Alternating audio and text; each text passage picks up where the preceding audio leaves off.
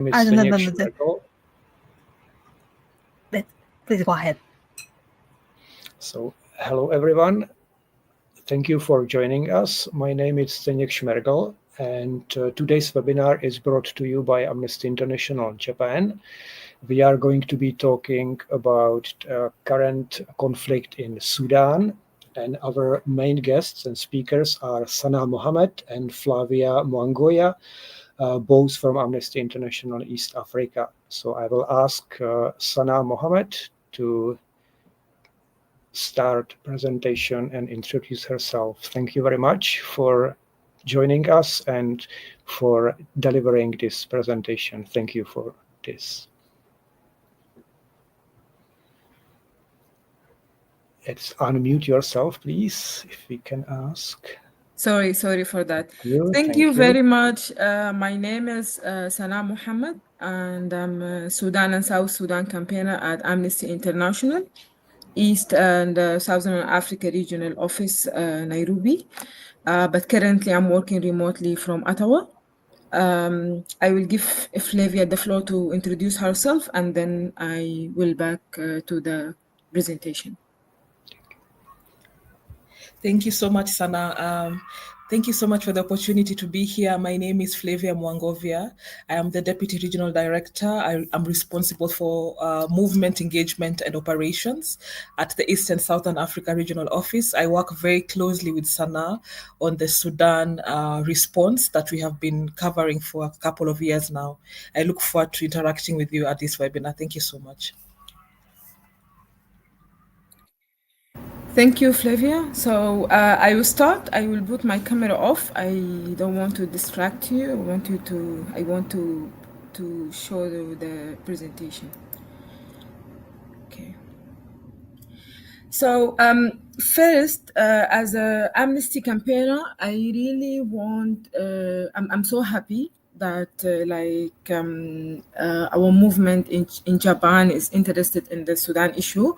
This is really make me so happy and excited because we were working very hard since the war started to just campaign for Sudan and to break the silence around the issues happening during this conflict.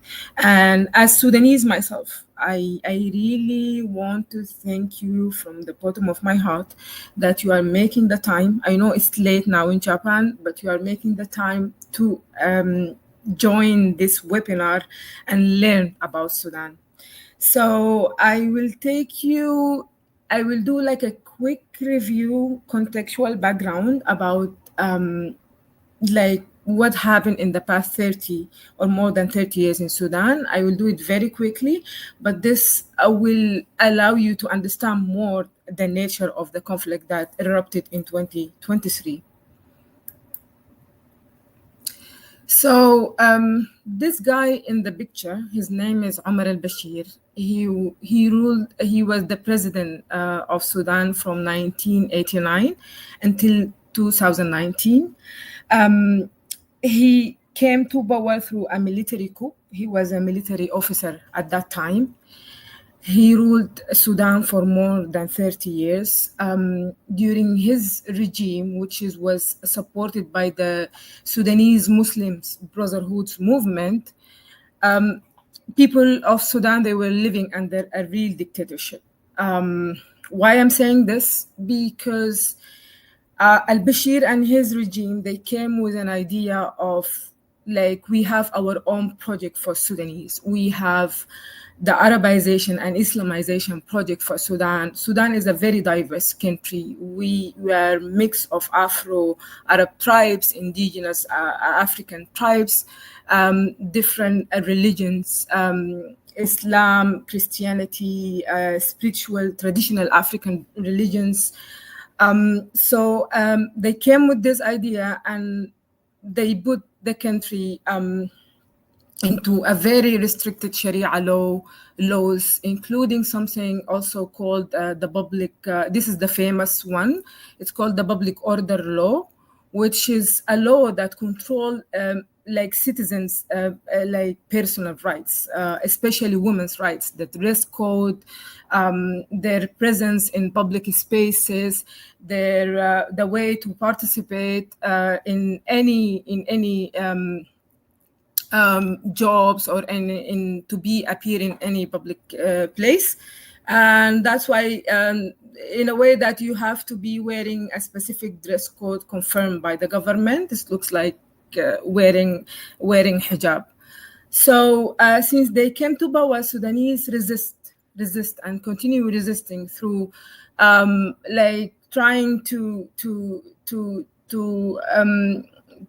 keep their opposition alive through the political parties, students' movements, and women's rights activists. So, but they use, like al-Bashir and his regime, they use different tools to just keep the Sudan under their rule, under this dictatorship. Like, for example, the National Intelligence and Security Services, he gave this entity like a full power. They were like chasing human rights activists, violate their rights, put them in detention, torture, and create, like, it was really like anti-human rights environments. But one of the famous issues during al-Bashir time was the wars. His rule was full of wars. So the Sudan Second Civil War, like during his time, this war is increased and became more like horrible between Sudan and South Sudan.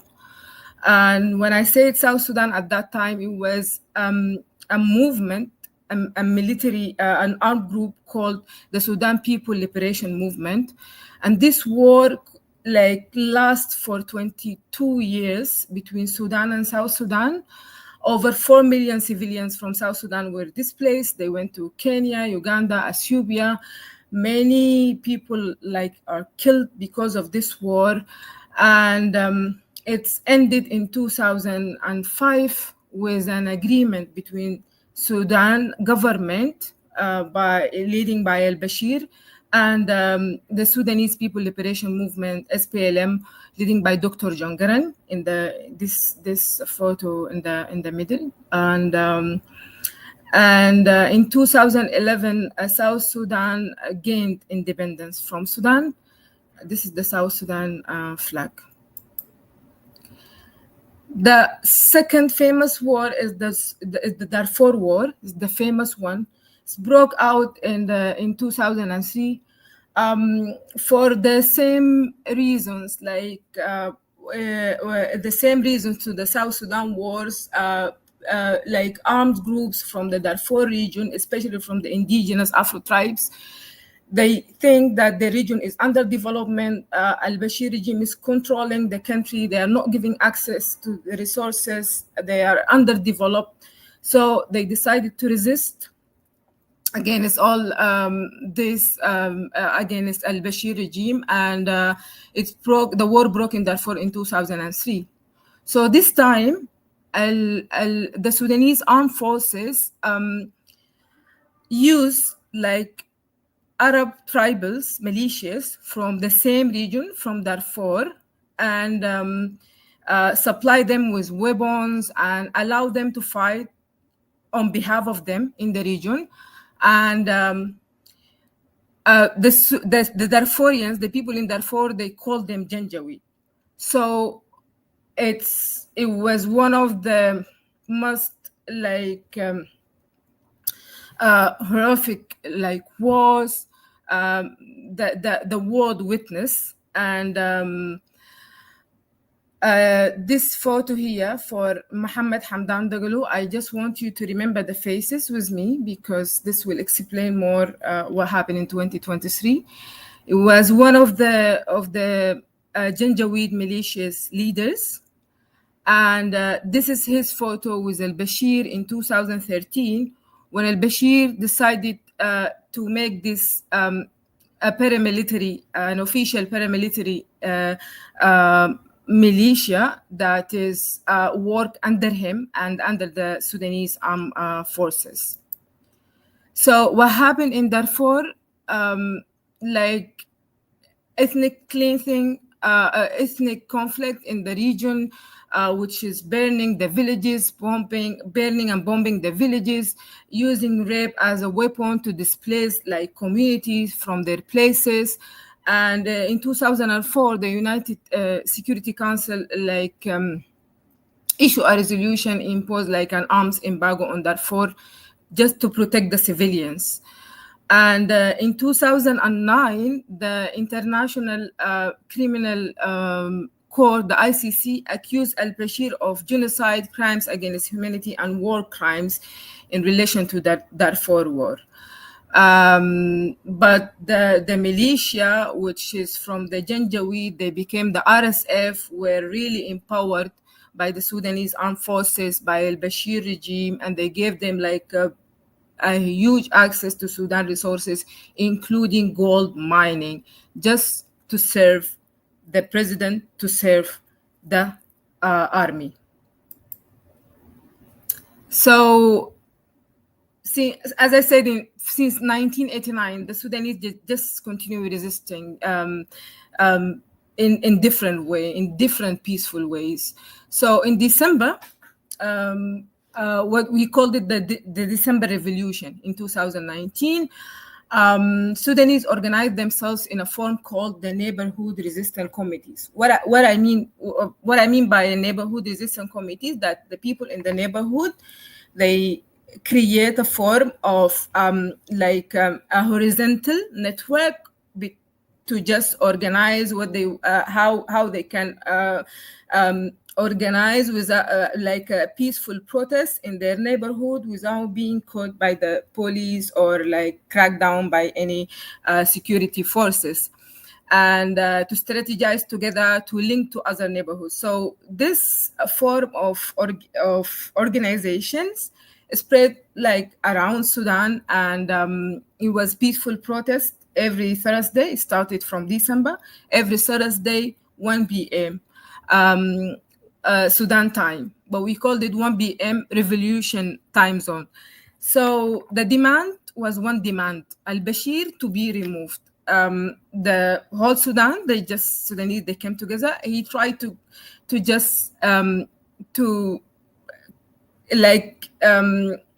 oppress these protests, killed a lot of young people who decided to go out, even teenagers. He killed a lot of Sudanese. So this is a picture of how the diversity in the neighborhood resistance committees. So you will see young ladies, elders, young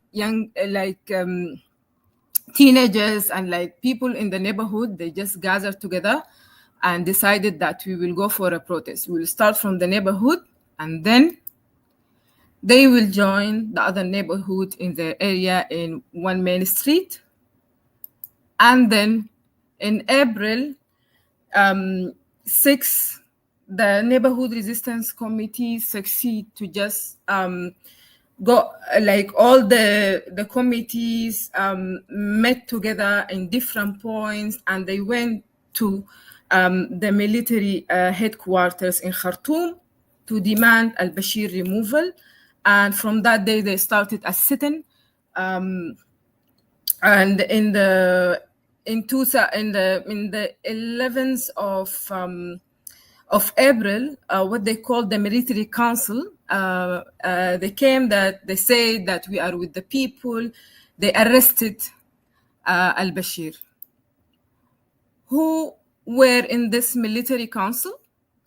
This guy here called Al-Burhan. He's the head of the military in Sudan. And this is Himeti, the head of the Rapid Support Forces. So the military council was mix of the Rapid Support Forces and the armed forces. They removed al-Bashir, and people, they said, no, we don't want any military rule. You have to to give this government to the civilians. So after like a month of negotiation, they came with an agreement with civilians that, okay, we can form a joint government, military and civilian governments. We can have like a 4 years transitional government. Let us, as military, have the first 2 years. So the civilian agrees, but there were many protesters were against this agreement. They said, we didn't say that we want to share power with military. We want like civilian government. So in October 2021, when the civilians round were about to start the year next, like 2022, the military, the Sudanese Armed Forces and the Rapid Support Forces had like a military coup in Khartoum in 2021. They overthrew the transitional government at that time, which was led by Dr. Abdullah Hamidok, was the head of the transitional government. They decided that okay, we think that civilian, they failed to lead the country. We know how to do this. And what Sudanese did, again, they went out to the street peacefully after the October, like the 25th of October 2021, and say, no, we don't want military rule. We want this also paramilitary militia to be dissolved. We are against any military rule in Sudan. We will not accept that. We back again to the weekly protest, peaceful protest. They killed a lot of young people. They use like live bullets and arrested and put in detains many young people, torture, and they tried to form a government. They failed for many times. The political instability in Sudan after the military coup was very like obvious. And we came to 2023. So in 2023, what happened? So after they jointly overthrew the Sudan transitional government, both like the Sudanese Armed Forces and the Rapid Support Forces, on the 15th of April, like war, like the conflict erupted between both of them, and the reason was like there was tensions for a week over the security force reform. Like they were negotiating how they can reform the security force reform, which in a way how they can reform the Sudanese Armed Forces. If the Rapid Support Forces will be part of the Sudanese Armed Forces, for how long this process will take. So the tension remained for weeks and weeks between them, and then in April 15, 2023, Sudanese in Khartoum and in two cities in Darfur, they just woke up with like a heavily fights between both of them.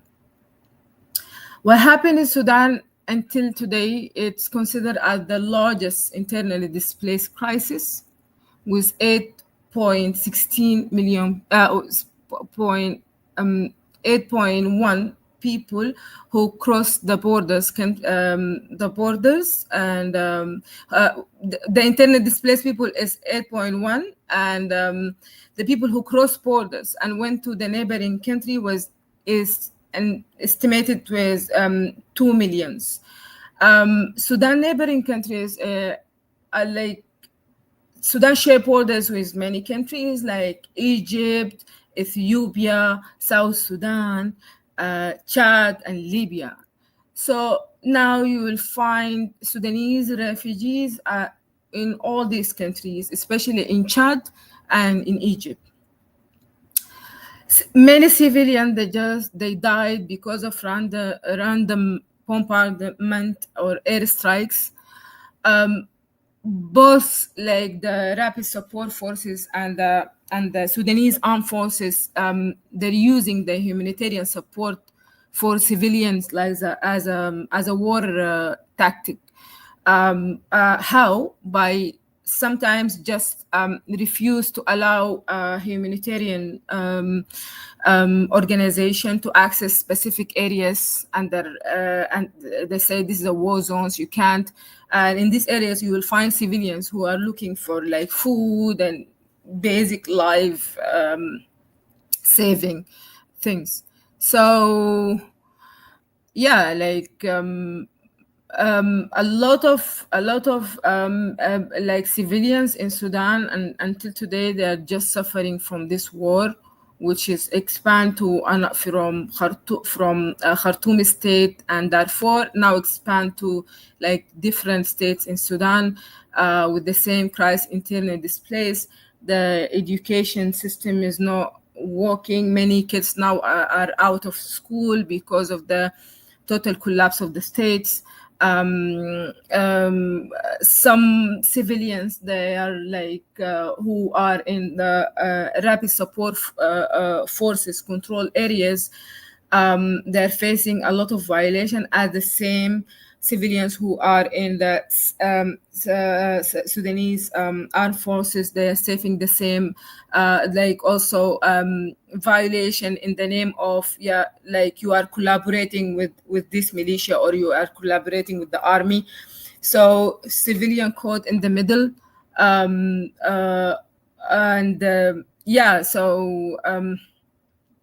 it's now last April the Sudan war marked the second year, and still like many civilians inside Sudan and out Sudan are suffering from this war. Thank you so much, and I will answer all your questions in the Q&A part. And let me Flavia, over to you. Thank you so much, Sana, for that introduction. I will now proceed to locate this conflict within the work that we do as Amnesty and Amnesty's mission and vision as a human rights movement. I don't know if I have control. Yes, I have control. Let me just pick up from where Sana left. Just a minute. Okay, I think it's, am I moving it or someone is moving it? It keeps going forward and, okay. 10, 11, 12, 13, 15. Yes. Can you see the presentation at the slide that is saying Amnesty Actions and Response to the Crisis in Sudan? Okay, super. All right, so dear colleagues who are and comrades who are listening in from Japan, thank you so much again for the opportunity to share about this current crisis that we are responding to as Amnesty International.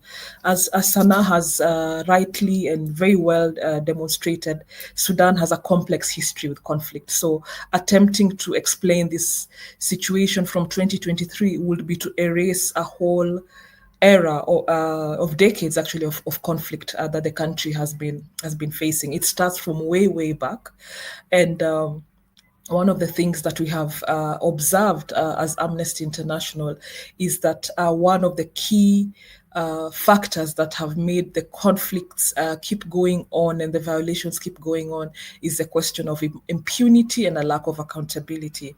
We are now since 2023, we are now 2 years into this horrific crisis. We are talking about 10 million displaced. Sana has said 8 million internally, 2 million externally into the neighboring countries.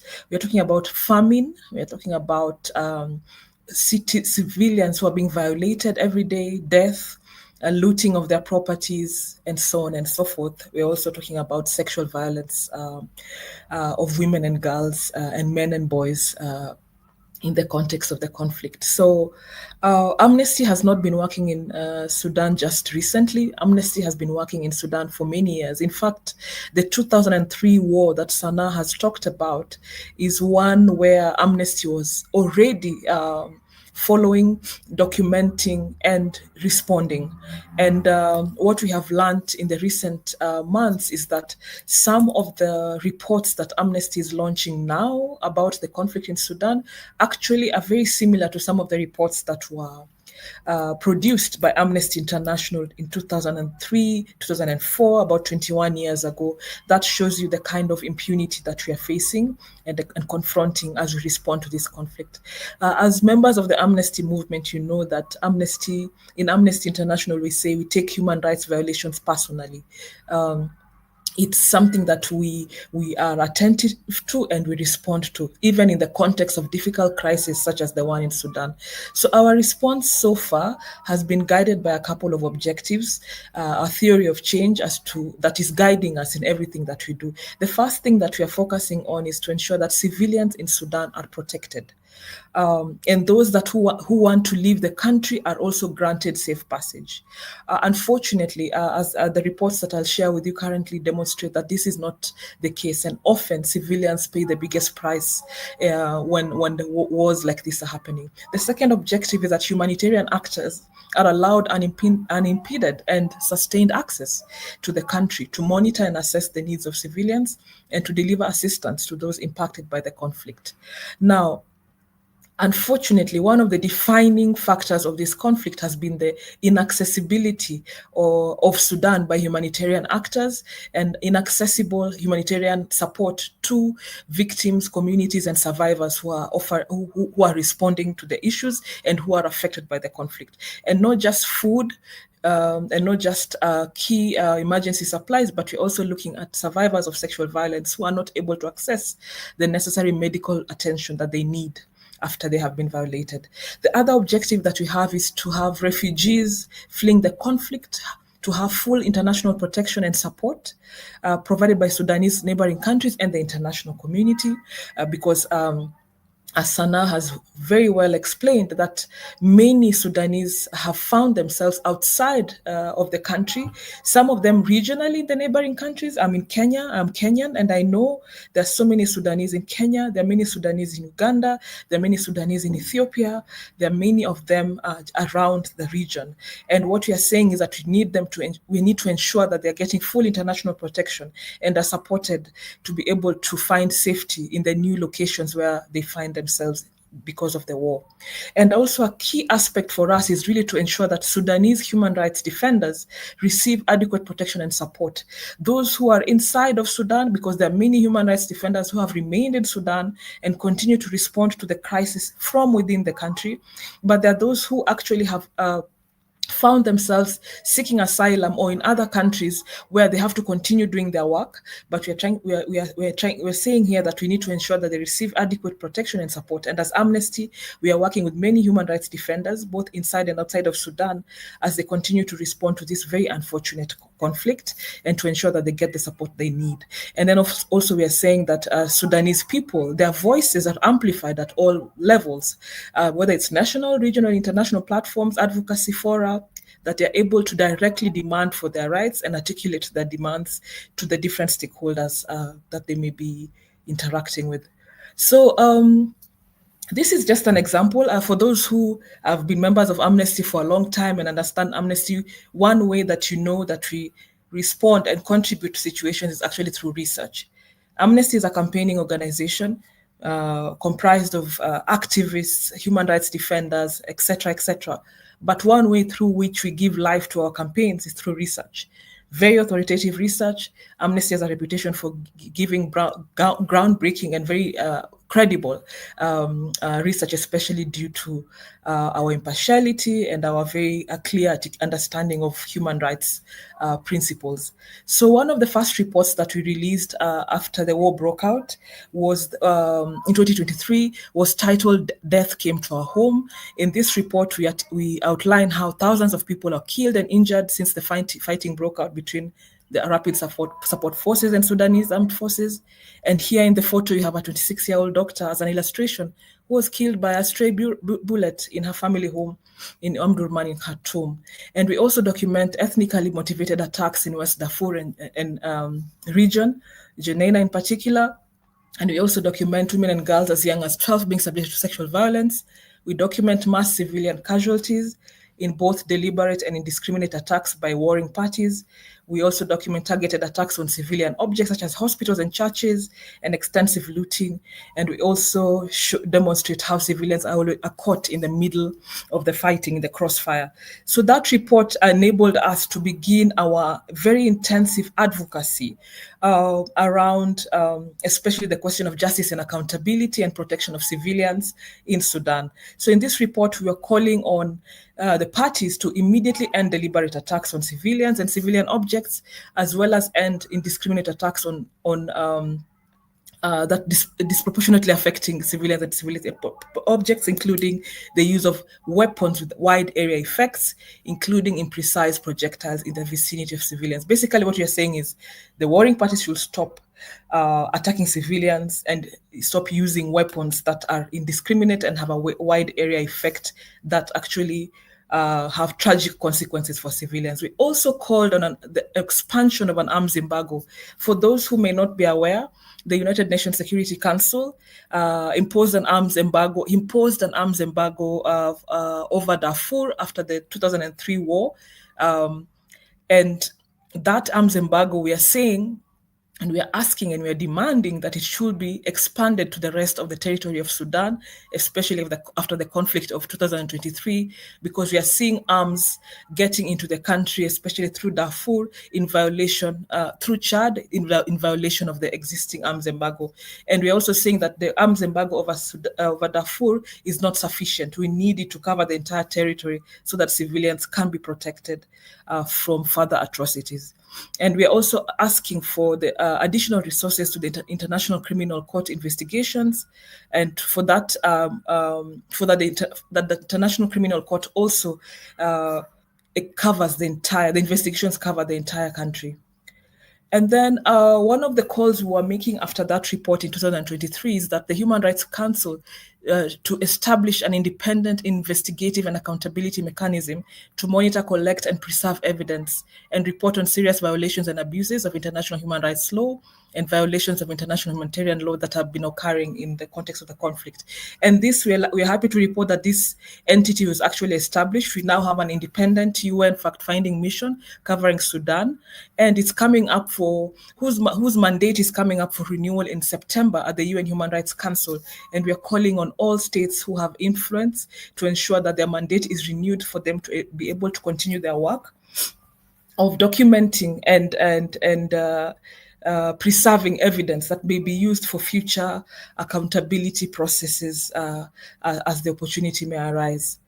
And then I think so. Here is a photo of with members of the UN fact-finding mission. This is part of our team. Here is our researcher Abdullahi. This is our Deputy Regional Director for Research, Sarah. And these are the members of the fact-finding mission. And this is me here at the corner when we received them at our office in Nairobi when they came to explore with Amnesty what it is we are doing in the context of the conflict. Beyond research, we also are very big on solidarity because one of the things that makes the Amnesty movement special, we say we are 10 million strong across the world. That means then that we are in a very good position to also activate solidarity across the world. So this is an event we did in Nairobi in 2024 on April 15th on the first anniversary of the conflict, where we were standing in solidarity with Sudanese civil society and Sudanese people as we were entering a very unfortunate first anniversary of the conflict. And it also was an opportunity for us to call on the world, call on everyone, international community, to keep eyes on Sudan and ensure that civilians are protected and justice and accountability remains a priority. We also on the same day launched a global call to action, a petition on the arms embargo, calling on the UN Security Council to expand the arms embargo over the full territory of Sudan and also to extend it. And that's the one I've just described in the previous slide. Further, I think you had me mentioning that in this conflict, we're also seeing weapons being used to violate civilians in violation of the arms embargo. So in 2024, we launched a report that was titled New Weapons Fueling the Sudan Conflict.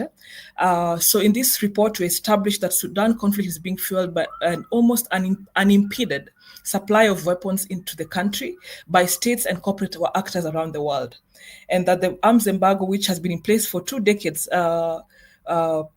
we're seeing recently manufactured weapons from countries such as Russia, China, Turkey, and the UAE getting into the country, being imported in large quantities in violation of the arms embargo, and that these are actually being used to fuel serious human rights violations by both warring parties.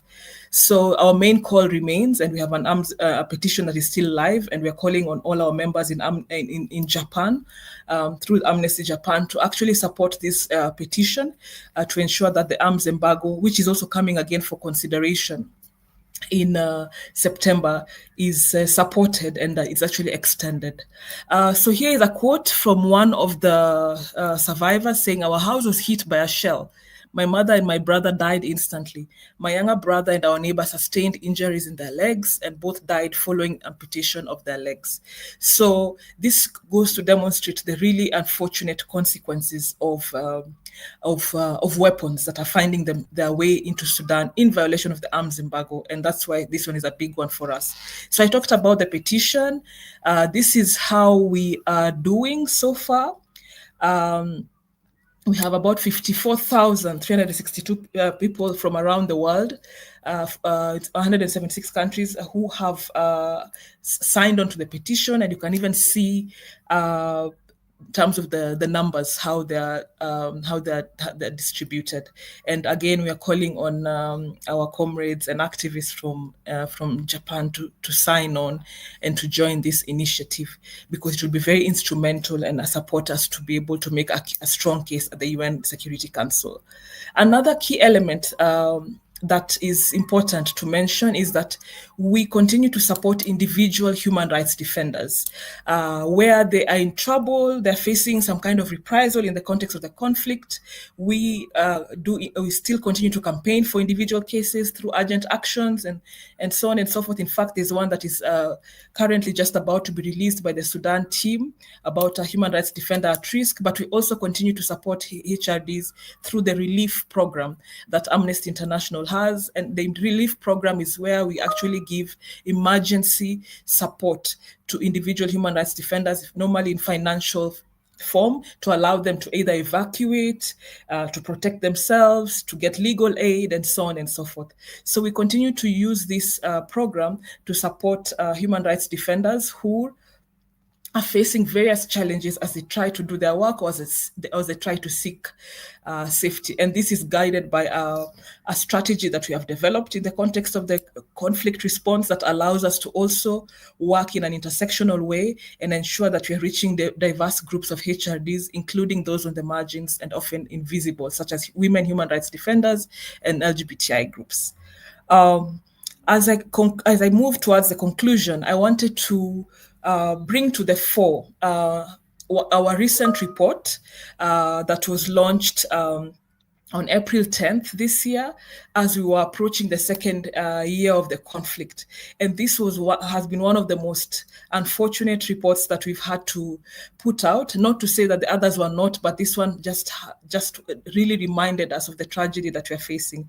The report is titled "They Raped All of Us: Sexual Violence Against Women and Girls in Sudan in the Context of the Conflict." Because when you talk about protection of civilians is a very general group.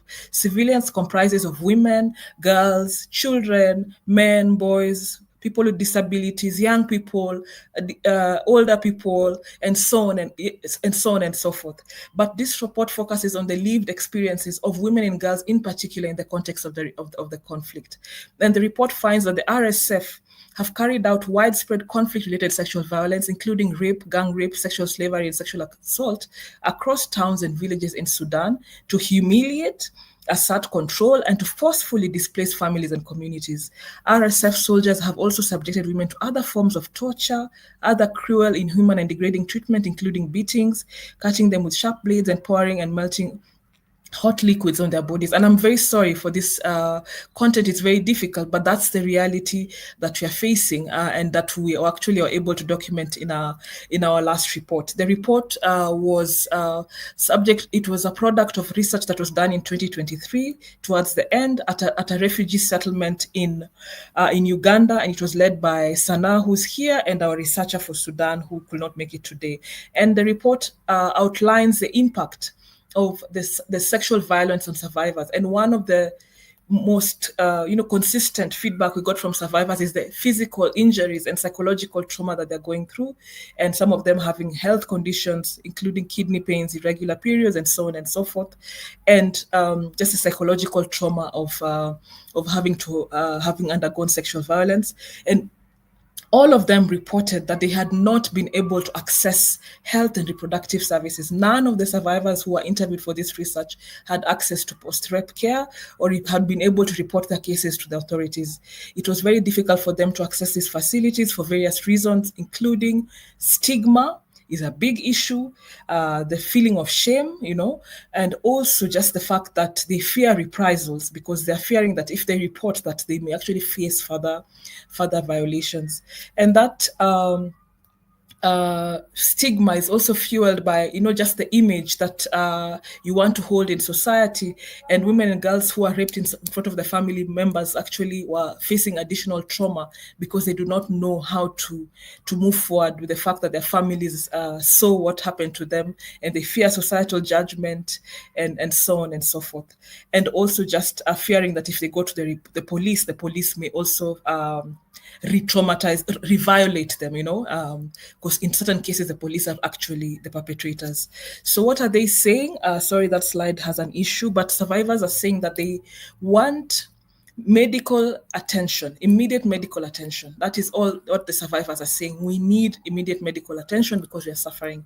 They also want to be protected from further violations, and they also want to see the perpetrators of the violence face accountability and are brought to justice and made to pay for and be punished basically for their action. This is what the survivors told us that they want to see, because we always ask, especially when you're doing research, what do you want to happen? What will justice look like for you? And these are the responses we are getting from the survivors.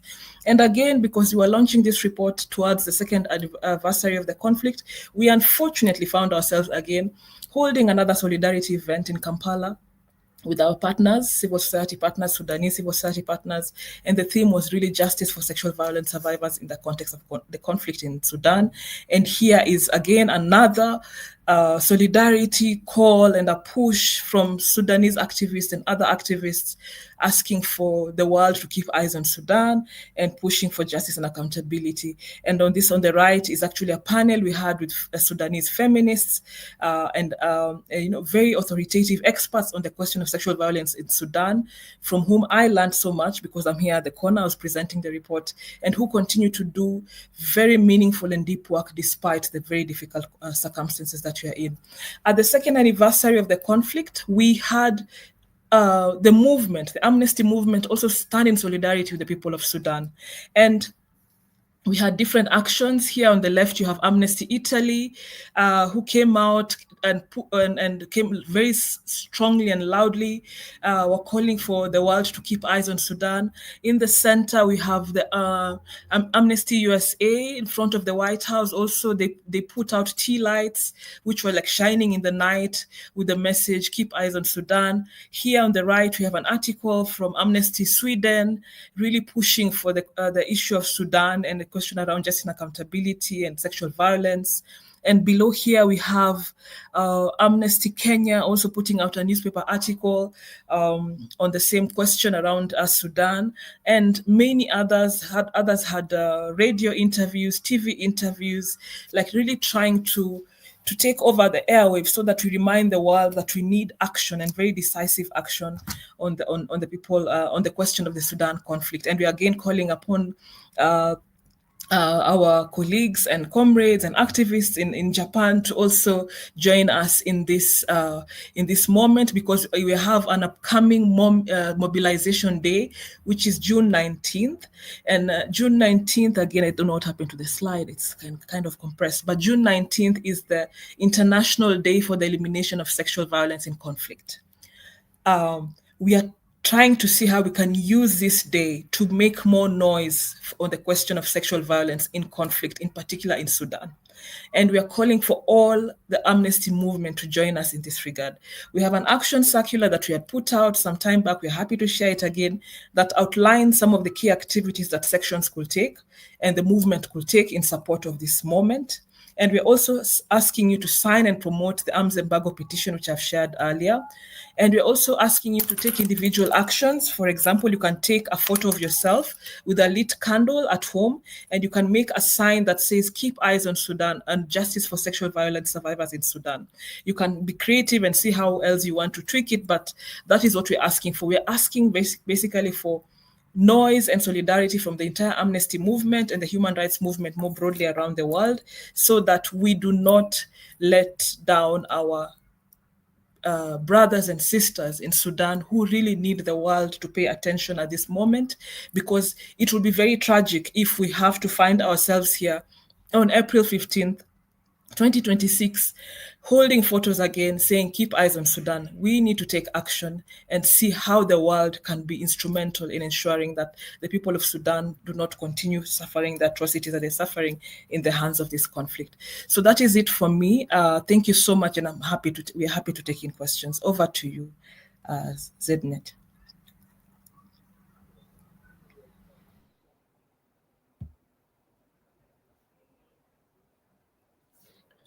Thank you very much, Flavia and Sana. It was a wonderful presentation.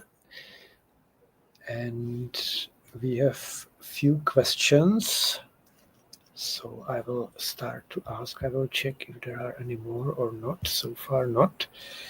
So the first question would be, for example, here, how is the impact of the war or of the conflict on the Sudanese children? If you could tell us a little bit more details how the conflict affects children in Sudan. Yes, I can. Do you hear me? Yes. Yes, so I can answer this question. So it's a huge impact on the children. As I mentioned, the war affected the Sudan infrastructure, including schools. People are using schools as displacement shelters. Kids, they cross borders with their families in a long walking, sometimes displacement journey to get into a safe place. And early this year, the UNICEF, I will share the link of the report, issued a report on sexual violence on children, especially rape. They came with more than 100 cases of child rape, and they were advocating for more of protection of children in Sudan. So it's affected them, and in many ways, including violations against children, and they don't have the issue of accessibility to basic health services also affecting them.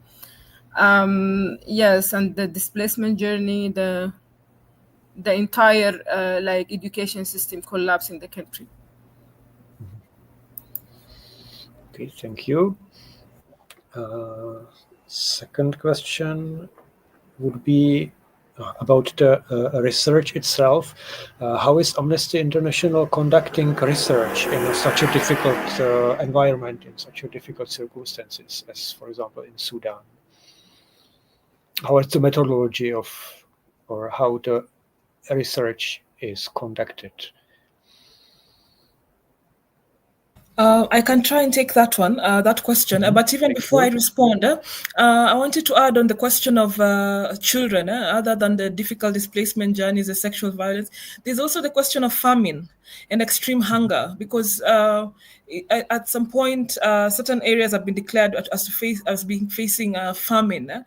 So you have acute malnutrition, you have just that inaccessibility to nutrition, and it's really unfortunate, because it basically means children are starting off life in a very from a very difficult footing, and I do not know how as a child you recover from years of malnutrition. If death of course is the ultimate like end point if you don't get food. But even if you do get food, but if you're undernourished, malnourished, and in a situation of famine, then it means then there's a high possibility the rest of your life will be determined by very difficult medical situations, because you just didn't get a good start in life. So I think it's important to add that particular aspect. The research is difficult because the country is really not accessible for us to be able to do research. So we are relying mostly on other methods. One is to, like the first research that we did, Death Came to Our Home,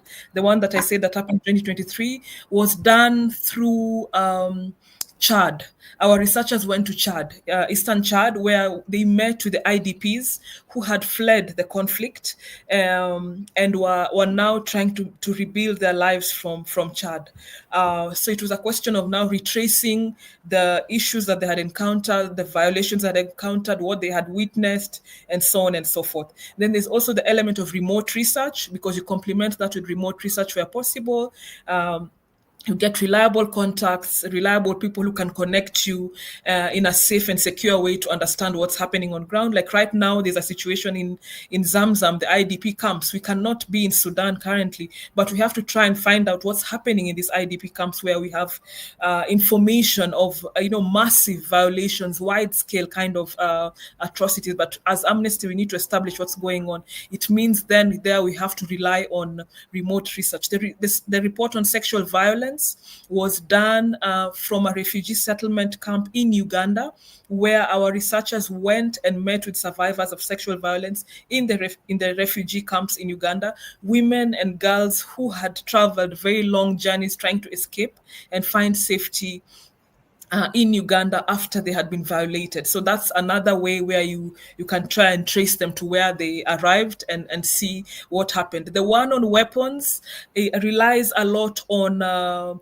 technology, weapons expert. We have a team within Amnesty, the crisis team, and the evidence lab that can be able to trace through kind of technology and photography to check the serial numbers, to understand which weapon was manufactured which year, why is it here, and that kind of very scientific research, I would say. And then also connecting with the weapons experts who understand weapons flaws, and so on and so forth, and maybe also getting the logs, like the data that shows how arms are moving, to be able to analyze and triangulate and be able to come to conclusions that are solid. So that's just an example of the ways in which we try and apply creative ways to try and be able to continue doing research in a very difficult context. Thank you so much. Yeah, thank you very much for your answers.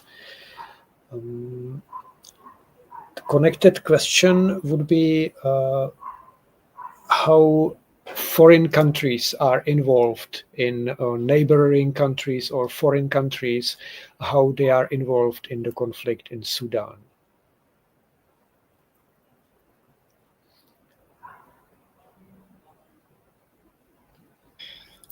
Yeah, Sana, I can start with that one, but you can add. So I think we can categorize foreign countries in various ways. You have the neighboring countries who are receiving people from Sudan who are very vulnerable and escaping the conflict. And I think it's important to also capture that as a contribution of these countries to the humanitarian needs of Sudan, because it's a form of contribution. When Chad is receiving the thousands of people that are coming into its borders, when Egypt is receiving, when Kenya is receiving, Uganda, and so on and so forth, and welcoming people in these refugee camps and responding, I think that's something to also be noted. Another way is, I would say, their involvement is also geopolitical. And maybe Sana can speak on this, where we have different countries having different interests and supporting different camps. You have the UAE supporting the RSF with weapons. You have Egypt supporting the SAF. So you have a situation where the two warring parties, as simple as it looks like it's two warring parties, it's not just two warring parties. It's two warring parties backed by geopolitical interests of different countries in the region, whether it's East Africa, Horn of Africa, the Gulf, or Europe, America. So it's also the international politics around access to gold, maybe access to the oil and petroleum, access to trade routes, access to waters of the Nile, depending on the issues that are at stake. You have that geopolitical kind of calibration of the conflict, which means that it becomes even more complex to resolve it, because there's always interests behind the conflict. It's not just RSF and SAF fighting. It's actually sometimes even more complicated, and it's important to do that kind of geopolitical analysis. Another way they're involved is also by mediation. You find that country X is trying to lead on mediation efforts through IGAD, through the African Union, through the different mechanisms that have been put in place. You have former heads of states in the African region who are appointed as mediators. So that is how one way in which countries in the region are also involved. But Sana, I think maybe you want to complete this maybe with more nuance than I have provided so far. Over to you. Thank you.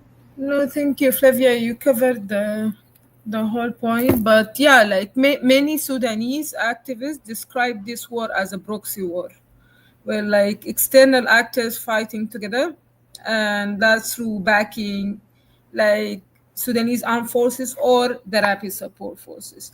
And this cause also tensions between, like, for example, the tensions now happening between the UAE and Sudan Armed Forces. And so they took the South government took the UAE to the International Justice Court and accused them of the genocide in the North Darfur. I think Flavia mentioned it in her slides. The violation that occurred in Geneva in 2023 in April, and it's very complex situation when it comes to the involvement of neighboring countries or other state actors. But in our reports, especially the one who is investigated the weapon transfers into Sudan, we were very clear about our findings. We find weapons from different states, including UAE, Russia, China, and Turkey, and also companies. And in Amnesty, we have after we done with an investigation, we sent a letter for the we called it the right to reply letter. So each report you see, like I shared with you all the reports. We sent, for example, in the weapons report, we sent to these companies and asking them before we publish. And if we receive the response before we publish the report, we add it to the report. So we did the same thing with the Rapid Support Forces and the Sudanese Armed Forces. All the findings we found, we just send them like we found 1, 2, 3. What is your response? Thank you. And if I can ask, what was the response of those, for example, fighting sides are they confirming, denying, ignoring? What is their response? Definitely denying, and sometimes they escape our, like, they ignore our emails or our letters sometimes, but they deny it. They will send 2 or 3 pages response that no, we did not do that. Okay, thank you very much. Another question would be, for example, here, what are the prospects of de-escalation and the end of this conflict? Is there any chance of early ending, or you expect prolonged conflict? What's your expectation, or what do you feel? Yes, I want to back to the previous email or the thing that I mentioned about the right to reply. You will find it in the report. If they replied, you say they replied, they say 1, 2, 3. If they didn't, we will mention that they just didn't. So you will find it, like, we Yes. everything. So I don't know. That's why I had to put this long contextual background about Sudan. We can't say anything as Amnesty, but as a Sudanese, I can tell you, I know the history of my country, and you see the last war in Darfur. It's remained for like more than 20 years, and it's erupted again in 2023 in a more horrible way. So hopefully the Sudanese, and they find the way to get out from this crisis. I was in Khartoum when the war started, and we were expecting that something may happen between both parties, but for many Sudanese, they were just like living their normal life, and they woke up in the early 15th of April with all these clashes. I left my flat in Khartoum, and I just took my backpack and I ran. I don't know what happened to my house. So the way this war started from day one, airstrike, heavy weapons, like, I don't know. It's difficult to answer this question, but we hope for the best. Yeah, thank you very much. Difficult question and difficult answer to this kind of questions. One more question would be, the intensity of conflict is the same across Sudan, or are there regions affected more by this conflict? You already mentioned Darfur and some other cities. Could you be a little bit more specific about the intensity across Sudan?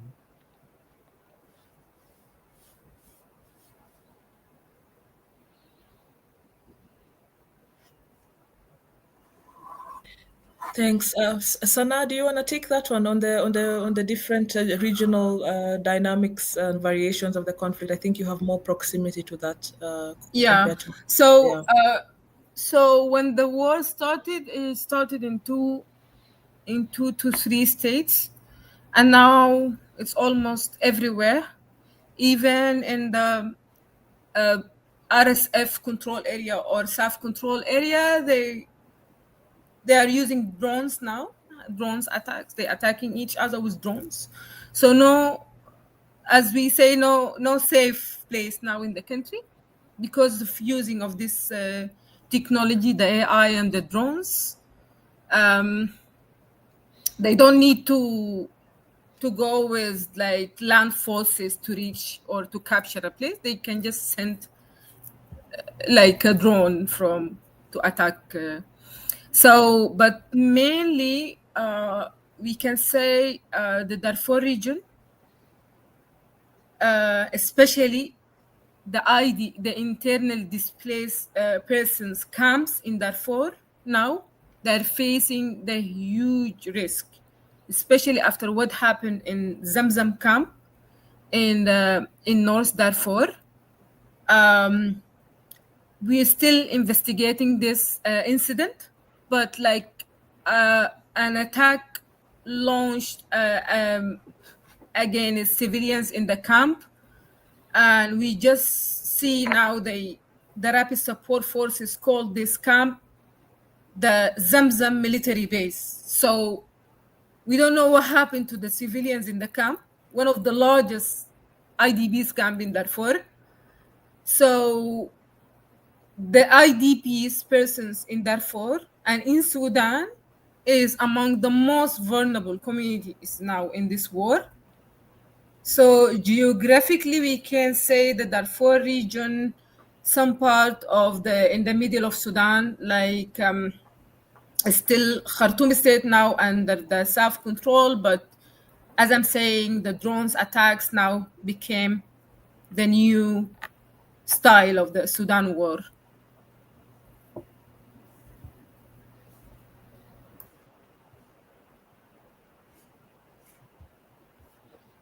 Thank you very much. And probably last question, you already partially mentioned that, but maybe if you could repeat it, it would be, I think, last question. What can people in Japan or Amnesty International in Japan do to support people in Sudan? Yeah, I can take that one. I think at a very minimum, pay attention, develop an interest, inform yourself, understand what's happening. I think because updating yourself and paying attention is a pathway to taking action. You can't take action if you are not understanding the issue. So if you pay attention and follow, what's happening, it means you can develop an analysis of what you think is right and wrong and what should be happening and not be happening. That's the first thing. The second thing, and we have information on our website, and if you want us to share information, that's especially in this era of misinformation and disinformation, it's also important where you get your information. So we're happy to also support and share this. Some of Sana's shared some of them in the chat. The second one is to take action and stand in solidarity with the people of Sudan.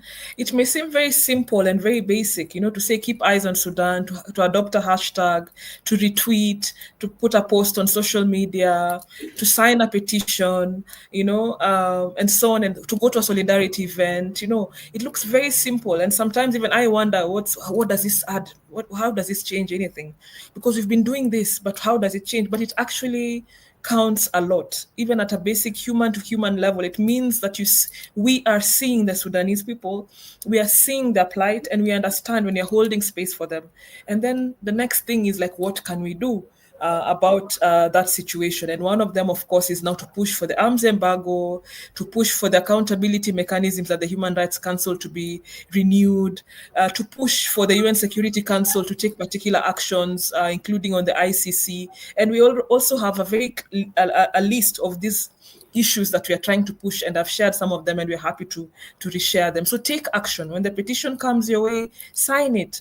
When we're asking you to do a certain, to write a letter, to take an urgent action for an activist who's at risk, please do it and share in your circle, share in your community, share with others, so that through you we can also reach other people and be able to inform them and sensitize them on what's happening. More specifically, June 19th is coming, as I shared. It's a huge mobilization moment for this campaign that we are running on Sudan, on Keep Eyes on Sudan and justice for sexual violence survivors. If you have the capacity to do anything in Japan, whether it's a solidarity event, whether it's a sit-in at the embassy, at the Sudanese embassy, whether it's to prevail upon the Japanese government to take particular actions, we still have the humanitarian support that has a huge deficit. Something we did not mention, that out of I think it's 2.4 billion needed for humanitarian support to Sudan, it's only funded to 6%. We need international community, countries such as Japan, to put in money for the humanitarian support of the Sudanese people. If you have a way of doing advocacy with the Japanese government to prevail upon them to take action on Sudan, please do that. Use your influence to try and push for this action. So these are some of the things I could say that concretely you could do. And the last slide of this presentation is really the one asking you to hold a sign in your house, the paper, like take a paper, write, keep eyes on Sudan, take a photo of yourself. You can hold a candle if you can. Take a photo, the hashtag, keep eyes on Sudan. Post it on your social media. You can tag us at Amnesty ERO, Amnesty Japan. You can tag all the handles, and then we can also show that the world is paying attention. So that's what I would say in terms of maybe concretely what we could do. But Sana, please feel free to add if I've forgotten something. Thank you. Thank you, Flavia. No, I just wanted to say, and we as Amnesty, we are happy, and like Sudan team and the office, we are happy to do any kind of collaboration to strengthen this Sudan campaigning activities. So you will always find us through the emails. Just we can support with information, with the materials. Sometimes we know sometimes it's hard to organize like physical events. We encourage people also to do digital campaigning. We provide social media materials. You will find it in our platforms. We are happy to provide it. And if you see, you know what is better to do with in your context. So if letters, it works in the Japan context, it's also a good thing. And Sudanese diaspora. Sudanese diaspora in many countries around the world, they really need to stand only for solidarity with them, because many of them now, they are playing a huge role in filling the gap Flavia talked about when it comes to humanitarian support. They're fundraising and sending money to Sudan, and a community-based organization formed after the war. It's called the Emergency Rooms. They collect money from Sudanese diaspora around the world. They send it to these emergency rooms around the country. The emergency room running what we call public kitchens. It's public kitchens in many areas in Sudan for people who can access food, living, anything that is support them to continue their life. So I'm also encouraging you to reach out to the Sudanese diaspora and try to organize and do solidarity and fundraising events with them. Thank you very much. I think we ran out of questions, and I can't thank you enough for your presentation, wonderful presentation with lots of information. And I will ask our viewers, please share the link, share the information, participate in the campaign, and primarily check the website, Amnesty International Japan or Amnesty International website. You will find all the research and all the petitions focused not just on Sudan, but also other conflicts, because current world really needs your support and activism, and your actions really matter. So Sana and Flavia, many thanks. And hopefully next time we can talk about happier time in Sudan. Thank you very much. And I think for now, it will be the final word. Thank you. Thank you so much. We really appreciated the opportunity, and we look forward to collaborating for other conversations like this, not just on Sudan, but even on other situations. As you said, we are responding to so many things. So we really appreciate the solidarity. Thank you. Yeah, thank you very much. Thank you so much for you and for all the audience. I really appreciate it, and it means a lot for me. Thank you so much. Thank you very much. Many thanks. And thank you everyone for joining us, and have a good night. And don't forget, your activism matters.